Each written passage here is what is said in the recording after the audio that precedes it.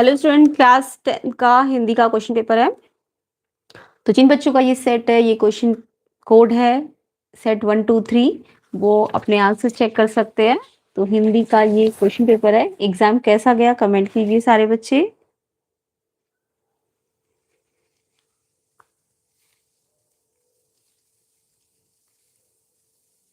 तो इसका सोल्यूशन करेंगे अभी हम।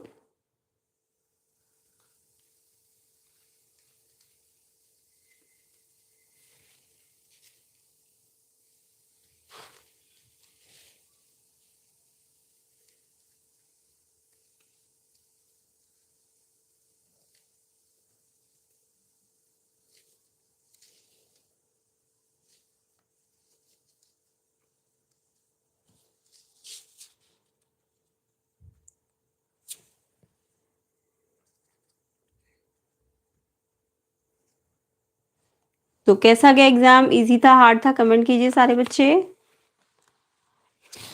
तो सेट 1, अभी थोड़ी देर बाद सेट 2 3 का भी सोल्यूशन करेंगे।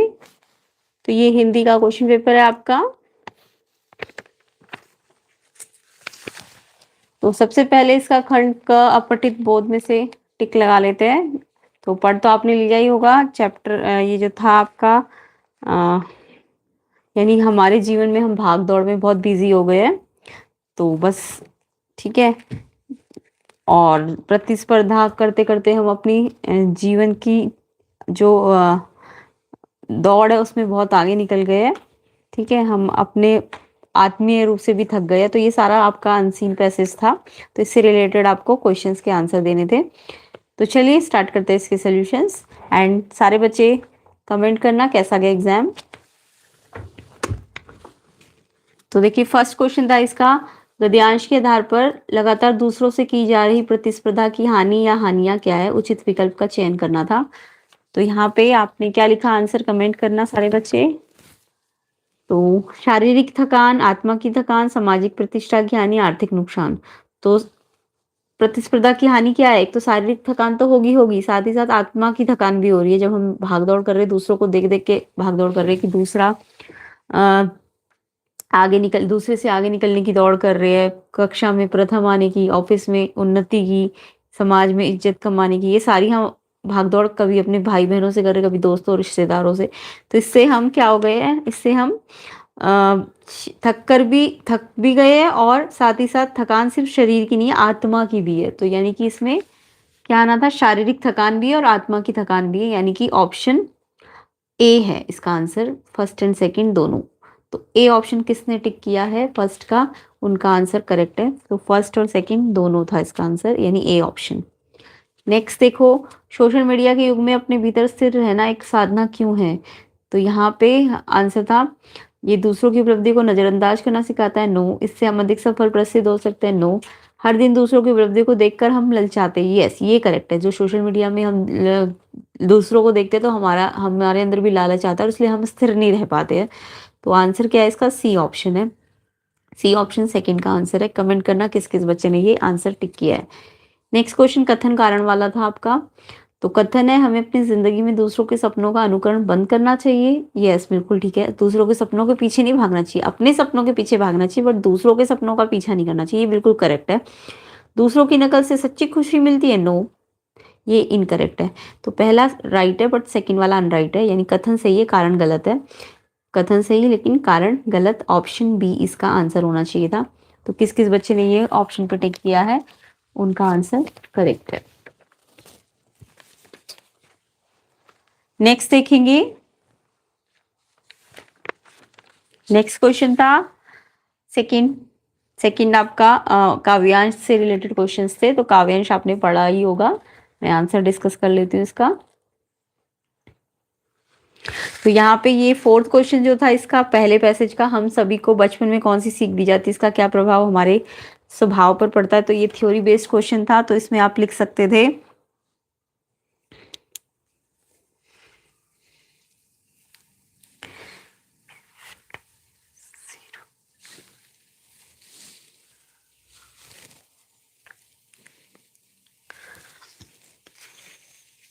तो बचपन में कौन सी सीख दी जाती थी, बचपन में होशियार बनने, अच्छे नंबर लाने, जीत कर दिखाने की सीख दी जाती थी।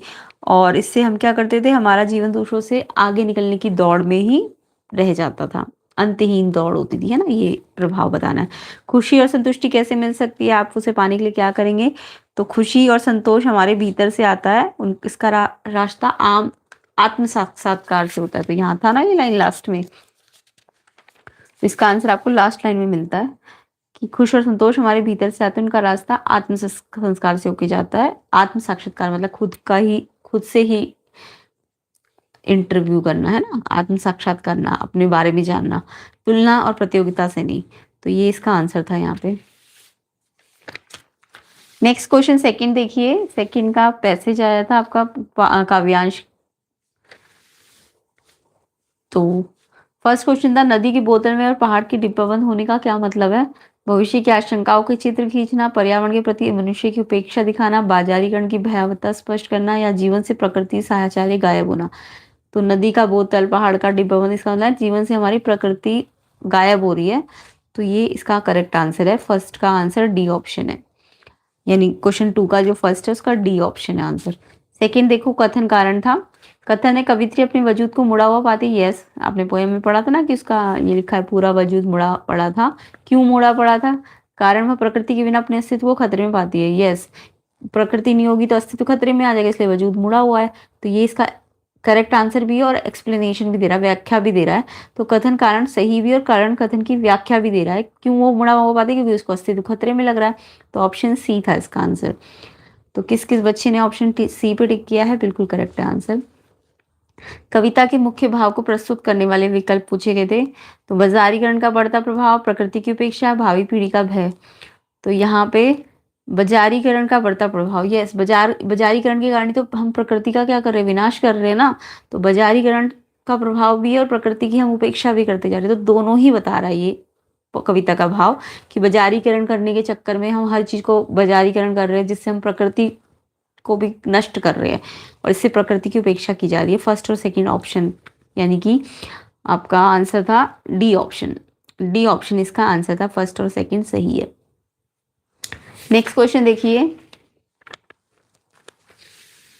नन्ही पीढ़ी का अर्थ स्पष्ट करते हुए लिखिए कि उससे साथ लेकर जाने का क्या कारण था। तो यहाँ पे जो आंसर है इसका, नन्ही पीढ़ी का मतलब क्या है, जो आने वाली नई पीढ़ी या बच्चे है ना, उन्हें साथ ले जाने का कारण उन्हें वह गांव की नदी या पहाड़ या प्रकृति दिखाना है, जो अब केवल हमारी यादों में ही बची हुई है। तो ये आपको उसमें लिखना था। कविता जिन खतरों की ओर इशारा करिए, उससे बचने के 2 प्रभावी उपाय लिखो। तो कैसे कैसे हम इन खतरों से बच सकते हैं। पर्यावरण संरक्षण के लिए हमें ज़्यादा से ज़्यादा पेड़ लगाने होंगे, है ना। उसके अलावा जो उपभोगवादी संस्कृति है, जिसके कारण हम बाजारीकरण कर रहे हैं, तो उपभोगवादी संस्कृति को कम कर प्रकृति के साथ हमें जुड़ना चाहिए। तो ये इसके बारे में लिखना था आपको। नेक्स्ट इसका खंड ख था, व्याकरण, इसको भी डिस्कस कर लेते हैं। तो वे जब उनका जिक्र करते तब उसी नैसर्गिक आनंद में आंखें चमक उठती है। तो ये वाक्य भेद पूछा गया था। तो वे जब उनका जिक्र करते तब उसी नैसर्गिक आनंद में आंखें चमक उठती है। तो वाक्य भेद आपको पता है ना, एक सरल वाक्य होता है, एक संयुक्त वाक्य होता है, और एक मिश्र वाक्य होता है। तो यहाँ पे जब और तब है, तो जब और तब हो, यानी 2 सेंटेंसेस में एक जब और तब, तो जब तब टाइप की जो वो ऐसे टाइप की, या की, जब 2 सेंटेंसेस कंजक्शन से जुड़े हो, जब तब, है ना, तो उसे मिश्र वाक्य कहते हैं। तो ये मिश्र वाक्य है। कौन सा वाक्य है ये, मिश्र वाक्य। तो खंड ख का जो थर्ड का क्वेश्चन है, खंड ख थर्ड क्वेश्चन का पहला वाला मिश्र वाक्य आपका, मिश्र वाक्य, मिश्र वाक्य, ठीक है। इसके बाद नेक्स्ट था, पान वाले के खुद के मुंह में पान ठूसा हुआ था। मिश्र वाक्य में बदलना था आपको। तो मिश्र वाक्य मतलब ये एक ही सरल वाक्य में लिखा हुआ, आपको मिश्र वाक्य में बदलना था। तो इसमें आपको लिखना था कि पान वाला, जो पान वाला था उसके मुंह में पान ठुसा हुआ था, ऐसे लिखना था आपको, ठीक है। तो जो पान वाला था उसके मुंह में खुद पान ठुसा हुआ था। तो ये मिश्र वाक्य था। पान वाले के लिए एक मजेदार बात थी, लेकिन हलदर साहब के लिए चकित करने वाली। सरल वाक्य में बदलना था। तो सरल वाक्य में बदलने के लिए आपको ये लेकिन हटाना था, है ना। तो इसमें आपको करना था, पान वाले के लिए मजेदार और हलदर साहब के लिए चकित करने वाली बात थी, ठीक है, बात थी को लास्ट में लगाना है। पान वाले के लिए एक मजेदार और हालदार साहब के लिए चकित करने वाली बात थी। तो ऐसे करके आपको इसे सरल वाक्य में बदलना था।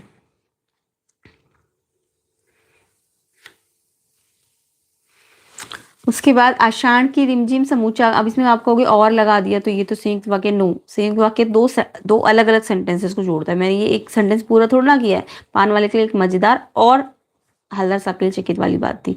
तो यहाँ पे आपने दो अलग अलग सेंटेंसेस को जोड़ने के लिए और का यूज नहीं किया। ठीक है, दो वर्ड्स को जोड़ने के लिए, मजेदार और चकित, ठीक है, इनको जोड़ने के लिए किया। इसलिए सरल वाक्य में भी आप और लगा सकते हो, बट सेंटेंसेस को जोड़ने के लिए नहीं। आषाढ़ की रिमझिम में समूचा गांव खेतों में उतर पड़ा, तो इसमें था आपका संयुक्त वाक्य में बदलना था, यानी इसमें और लगाना है, इन दो सेंटेंसेस के बीच में और लगाना था।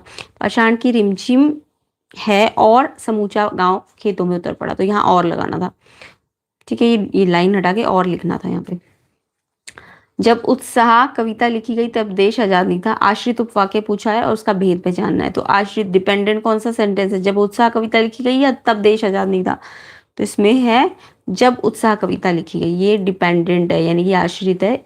अगर मैं इसे बोलूं सिर्फ इतना, जब उत्साह कविता लिखी गई, तो ये कोई मीनिंग नहीं बना रहा। बट इसे बोलूं देश आजाद नहीं था, तो इसका मीनिंग बन रहा है। तो यानी ये आपका आश्रित उपवाक्य है। तो जब उत्साह कविता लिखी गई, ये आपका आश्रित उपवाक्य, और उसका भेद भी पूछा था आपसे, तो ये क्रिया विशेषण आश्रित उपवाक्य। कौन सा वाला? क्रिया विशेषण आश्रित उपवाक्य। तो कौन सा आश्रित उपवाक्य? जब उत्साह कविता लिखी गई है। उसके अलावा ये कौन सा वाला है? क्रिया विशेषण आश्रित उपवाक्य है। नेक्स्ट क्वेश्चन देखो, वाच्य पे आधारित प्रश्न थे, 4 करने थे आपको। सभी बच्चों ने पाठ पढ़ा, कर्म वाच्य में बदलना था। तो कर्म वाच्य में हम द्वारा लगाते हैं। क्या लगाते हैं? द्वारा। क्या लगाते हैं? द्वारा।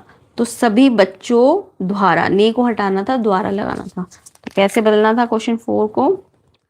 जहां ने था ना, सभी बच्चों, ने की जगह आपको द्वारा लगाना था। द्वारा पाठ पढ़ा गया, पढ़ा गया, ऐसे लिखना था। इसके बाद नागार्जुन ने बच्चे की मुस्कान पर कविता लिखी, तो ने को हटा के, अच्छा इसमें वाच्य भेद पूछा है। तो वाच्य 3 प्रकार के होते हैं, कर्म वाच्य, कर्तृवाच्य और भाववाच्य। तो नागार्जुन ने जब लगा होता है ना, तो वो कर्तृवाच्य होता है। तो ये सेकंड वाला आपका कौन सा था? कर्तृवाच्य। तो ये जब ने लगा होता है ना, ने, तो कर्तृवाच्य होता है। जब द्वारा से लगाना हो तो फिर कर्म वाच्य होता है, द्वारा लगा के कर्म वाच्य बनता है। वृद्धा से चला नहीं जा रहा था, कर्तृवाच्य में बदलना था। तो वृद्धा, वैसे तो कर्तृवाच्य में नहीं लगता है, बट इसमें अगर मैं बोलूँ वृद्धा ने चला नहीं जा रहा, तो ये कोई मीनिंग नहीं बनाएगा। तो आप इसमें लिख, इसमें तो कर्तृवाच्य में ने जरूरी नहीं लगे, ने ना भी लगे तो भी, बट अगर आपको कर्तृवाच्य में बदलना ही होता है तो आप ने लगा के बदल लो, लेकिन हर बार जरूरी नहीं ने लगेगा। तो इसमें क्योंकि मैं वृद्धा ने चला नहीं जा रहा, तो मीनिंग नहीं बन रहा, तो आप वृद्धा चल नहीं पा रही थी, तो यहाँ से हटा के ने भी चाहे मत लगे, बट ठीक है, सिर्फ करता ही आ जाए। वृद्धा चल नहीं पा रही थी, तो क्या लिखना था इसमें? इसका जो थर्ड पार्ट था, वृद्धा, ने तो ने लगा के तो सेंटेंस नहीं बन रहा, तो ने भी लगा सकते हो या विदाउट ने भी कर सकते हो। तो वृद्धा चल नहीं पा रही थी, से हटाना है आपको, चल नहीं पा रही थी। इसके बाद नेक्स्ट देखो, नेक्स्ट था तुम जा नहीं सकते, भाववाच्य में बदलना है। तो भाववाच्य में हम क्या करते हैं? से लगाते हैं। क्या लगाते हैं? से लगाते हैं। तो भाववाच्य में बदलने के लिए से लगाना है। तुमसे जाया नहीं जा सकता, तुमसे जाया नहीं जा सकता, तो भाववाच्य के लिए हम से लगाएंगे। तुमसे जाया नहीं जा सकता, ठीक है, ये लिखना था आपको। नेक्स्ट है आपके द्वारा अपनी सफलता का उल्लेख नहीं किया गया, वाच्य का भेद बताना था। तो यहाँ पे वाच्य वही मैंने बताया, क्या क्या होता है? कर्म वाच्य, कर्तृवाच्य, भाववाच्य। तो यहाँ पे द्वारा लगाया ना, तो ये आपका कर्म वाच्य है। 5वां वाला आपका कर्म वाच्य, द्वारा लगाया तो कर्म वाच्य है। तो यहाँ पे आप कमेंट कीजिए किसके कितने वाच्य वाले क्वेश्चंस करेक्ट है। सारे बच्चे कमेंट करके बताना किसके कितने करेक्ट है। 5th क्वेश्चन देखिए, पद परिचय था। तो पद परिचय आपको अंडरलाइन वर्ड का परिचय देना था। तो बाल गोविंद भगत समूचा शरीर कीचड़ में लिथड़े अपने खेत में धान रोप रहे थे। तो अपने, अपने क्या है, अपने एक सर्वनाम है। अपने क्या है, एक सर्वनाम है।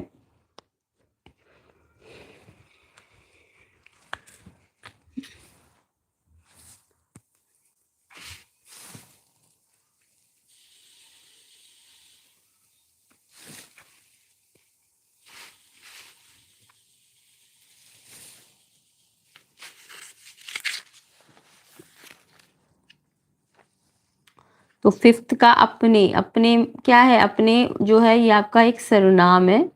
ठीक है, उस सर्वनाम के बारे में बताना है। फिर अपने खेत में ये एक वचन है ना, एक वचन लिख देना था आपको।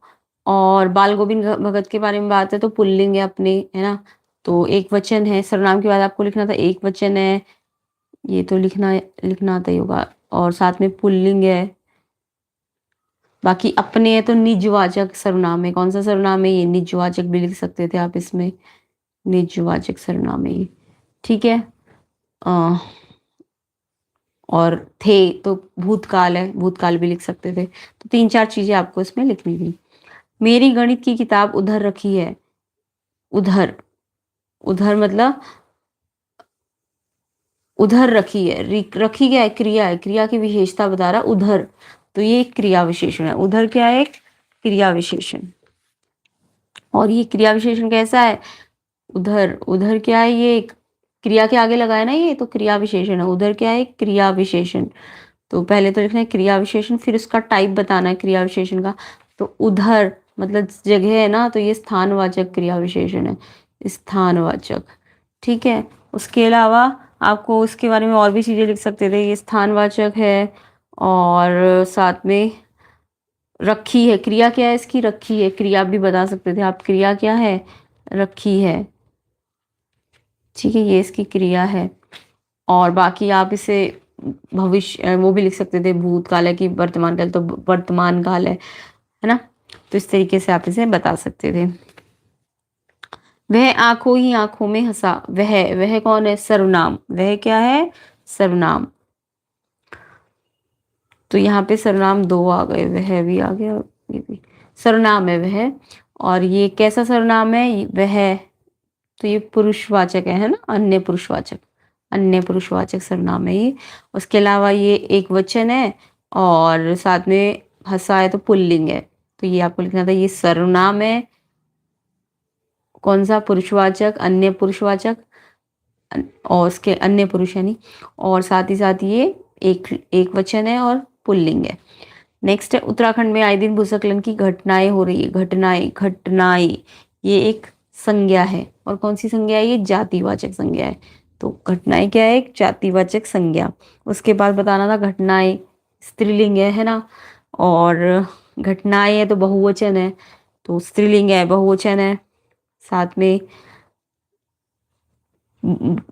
हो रही है यानी वर्तमान काल है, आज भी हो रही है ना। तो आप 3-4 चीजें लिखनी थी इसमें। हे भगवान, ये कैसी खबर आई, हे भगवान एक्सक्लेमेटरी साइन है ना।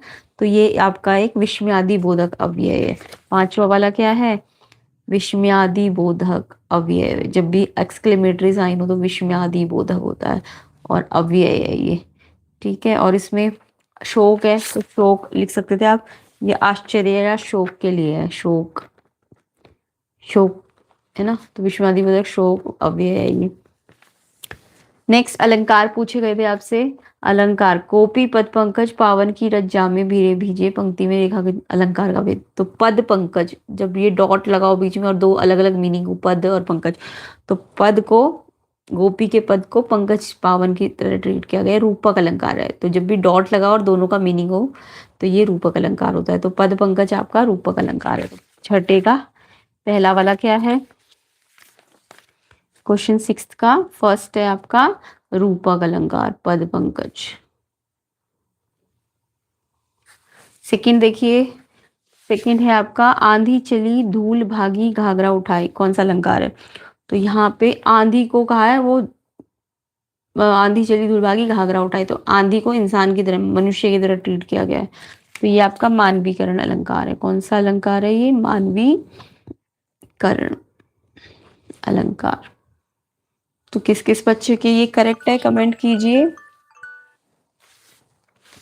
नेक्स्ट देखिए, तुम्हारी दंतुरित मुस्कान मृतक में डाल देगी जान। तो ये आपका अतिशयोक्ति अलंकार है कि तुम्हारी ऐसी मुस्कान है कि वो मृतक में भी जान डाल देगी। तो ये आपका अतिशयोक्ति अलंकार है। अतिशयोक्ति अलंकार है। ठीक है, इसके बाद उपमा अलंकार का उदाहरण। उपमा अलंकार का उदाहरण आप दे सकते थे, मुख चंद्रमा समान है, मानो मुख चांद है, मानो मुख चांद है, ऐसे लिख सकते थे उपमा अलंकार। सॉरी, मानो नहीं, मानो तो इसमें आता है ना उत्प्रेक्षा में, मानो मुख चांद है ये उत्प्रेक्षा है, मानो मनु उत्प्रेक्षा अलंकार होता है। या फिर आप इसमें लिख सकते थे, पाहुन ज्यो आए हो गांव में शहर के, उत्प्रेक्षा अलंकार। उपमा अलंकार का उदाहरण दे सकते थे जिसमें सा सम होता है ना। इसमें आप लिख सकते थे, मुख बाल रवि सम लाल होकर ज्वाला सा बोधित हुआ। सा से वाला इसमें एग्जाम्पल लिखना था।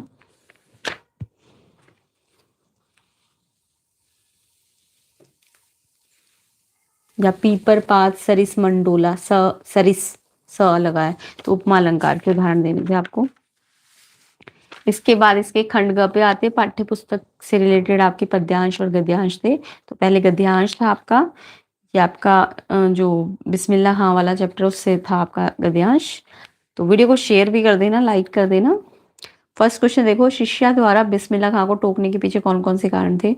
तो क्यों उन्होंने टोका था शिष्या ने? तो टोका क्यों? उसने कहा कि आपकी प्रतिष्ठा है, आपको भारत रत्न मिला है, आप ये फटी तहमद ना पहने, अच्छा नहीं लगता, कोई आता है तो आप इस फटी तहमद में मिलते हैं।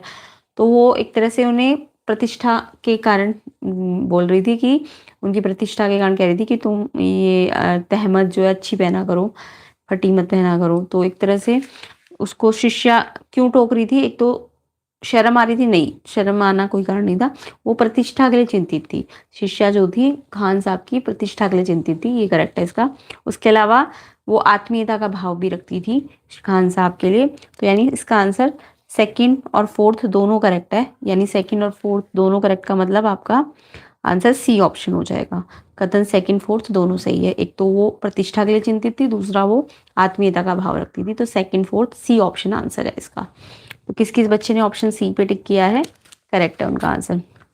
नेक्स्ट क्वेश्चन देखो, बिस्मिल्लाह खां द्वारा अपनी शिष्या को धत पगली कहकर संबोधित करने में उनका कौन सा भाव प्रकट होता है? मतलब उन्होंने कुछ पगली टाइप का वर्ड से उसे संबोधित किया, तो इससे उनके स्नेह का पता चलता है कि वो उस शिष्या के प्रति स्नेह रखते थे। ठीक है, स्नेह का बी ऑप्शन।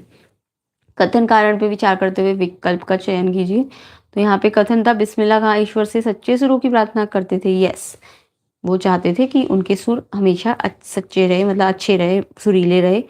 भारत सरकार पुरस्कार से सम्मानित होने के कारण वो अधिक विनम्र हो गए थे? नहीं, वो पहले से विनम्र थे। भारत सरकार के सम्मानित के बाद थोड़ी ना विनम्र हुए। इन्होंने कहा उसके बाद वो अधिक विनम्र हो गए। नो, पहले से ही विनम्र थे वो। तो कारण गलत है आपका। कथन तो ठीक है, विनम्र थे, बट ये नहीं रीजन है कि वो पुरस्कार मिला तब विनम्र, वो पहले से ही विनम्र थे। तो सिर्फ कथन सही है, बट कारण गलत है। तो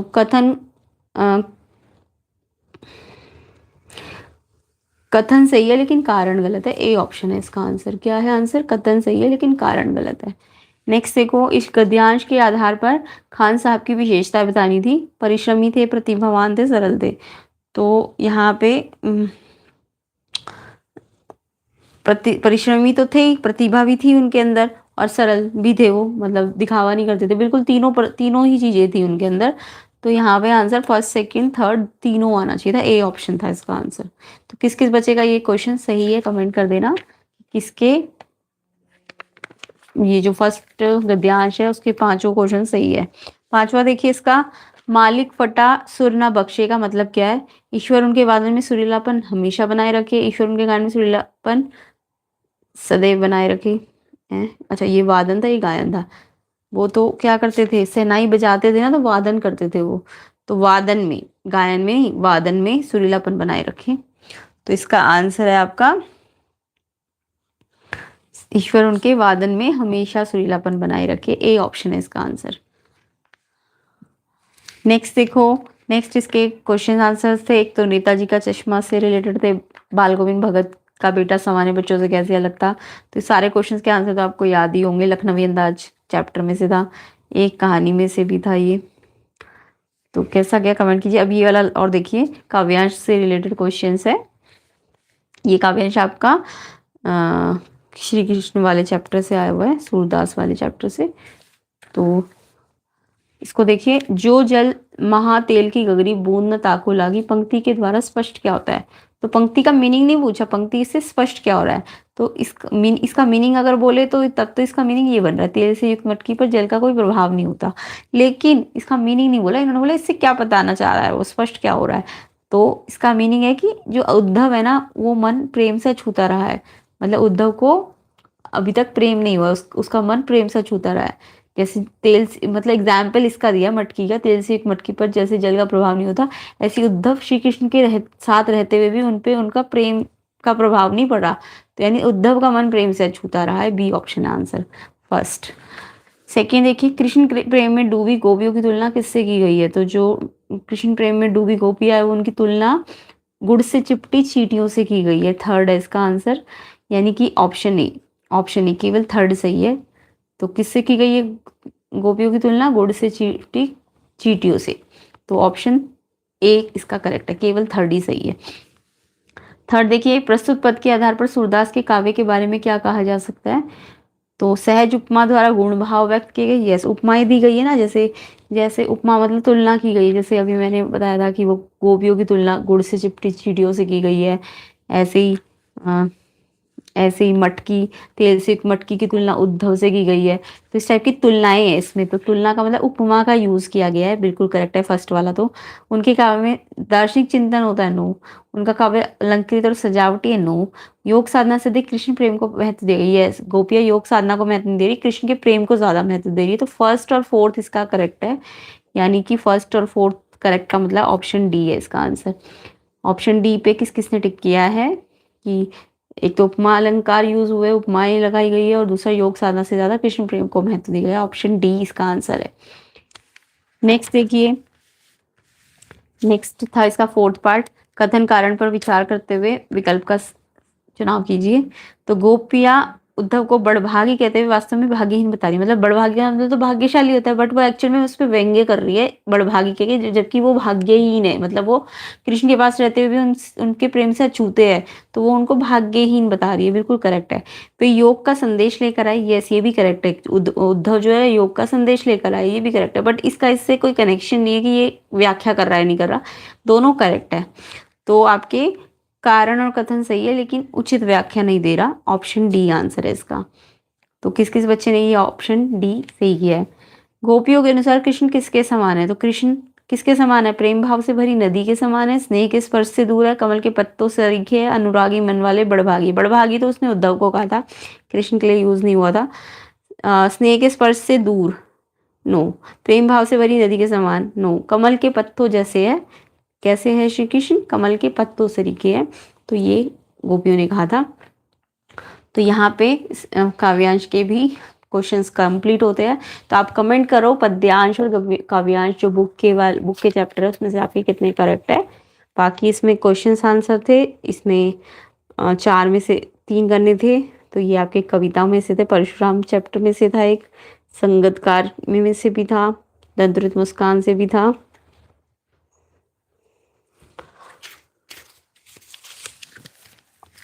और उसके बाद उत्साह कविता से था। नेक्स्ट आपका क्वेश्चन आंसर थे 2 क्वेश्चंस, 3 में से 2 करने थे, लॉन्ग क्वेश्चंस थे ये आपकी कृतिका बुक में से। तो ये एक तो आपका माता का अंचल में से था, साना साना हाथ जोड़ी में से था,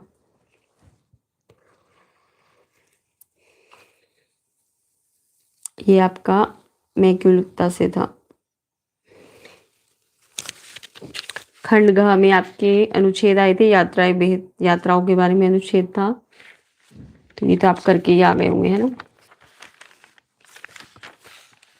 उत्तम स्वास्थ्य के ऊपर था, बैंक में बचत खाते के ऊपर था, और 13 में आपको समाचार पत्र के संपादक को कचरा पृथक्करण के अभियान को संचालित किया है आपने, उसके ऊपर था ये पत्र। और 1 सप्ताह के लिए आपके माता-पिता को अचानक दूसरे शहर में जाना पड़ा, तो प्रबंधन आपने कैसे किया, मैनेजमेंट कैसे किया अपने घर का, तो ये प्रिय मित्र को बताना है, अपने अनुभव को पत्र लिखना था। और ये आपका ईमेल था। शहर में आए दिन होने वाली बारिश की वजह से समस्याएँ आ रही है, नगर निगम अध्यक्ष को लिखना था ईमेल। उसके बाद यहाँ पे आपका स्वविदित्र बायोडाटा आया हुआ था। एक प्रकाशन संस्थान में इंटर्नशिप की जानकारी मिली है आपको, तो आपको इंटर्नशिप के लिए आवेदन देना है। और विज्ञापन आया था कि आपने डेयरी प्रोडक्ट्स की कंपनी शुरू की है, उसका नाम एकम है और उसके लिए आपने एक विज्ञापन तैयार करना था।